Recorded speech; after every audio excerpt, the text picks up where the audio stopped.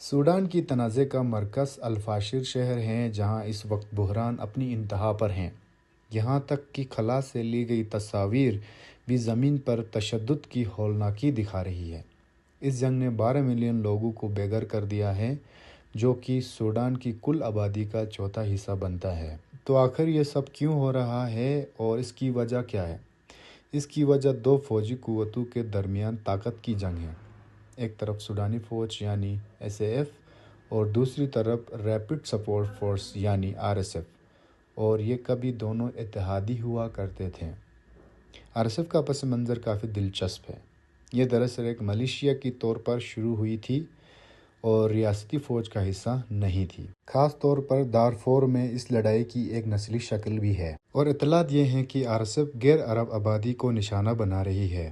تو سوال یہ ہے کہ آخر یہ لڑائی کس چیز کے لیے ہے؟ کیا یہ صرف اقتدار کی جنگ ہے؟ نہیں، اس کی ایک بڑی وجہ سوڈان کی قدرتی دولت ہے جو اس ملک کے لیے ایک لعنت بنتی جا رہی ہے۔ دراصل یہ جنگ سونے کی کانوں اور زرخیز زمینوں جیسی قیمتی وسائل پر کنٹرول حاصل کرنے کے لیے ہے، اور ساتھ ہی بحر احمر کی بندرگاہوں پر اسٹریٹجک کنٹرول حاصل کرنا بھی ایک بڑا مقصد ہے۔ وسائل کی اس دوڑ نے غیر ملکی قوتوں کو بھی اس جنگ میں کھینچ لیا ہے، اور یہ بھی ایک پروکسی وار بنتی جا رہی ہے۔ دیکھیں کہ کس طرح مختلف ممالک اپنے معاشی اور اسٹریٹجک مفادات کے لیے مختلف دھڑوں کی حمایت کر رہے ہیں۔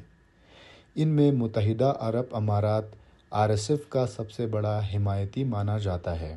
UAE کی سوڈان کے سونے اور زراعت میں بھاری سرمایہ کاری ہے، اور RSF اس کی مفادات کا تحفظ کر رہی ہے۔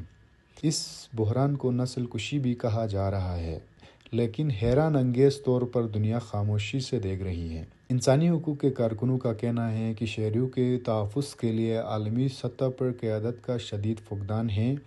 کچھ ماہرین کے مطابق سوڈان کا تنازع مستقبل کی جنگوں کا ایک نمونہ ہے جو وسائل کے لیے لڑی جائیں گی۔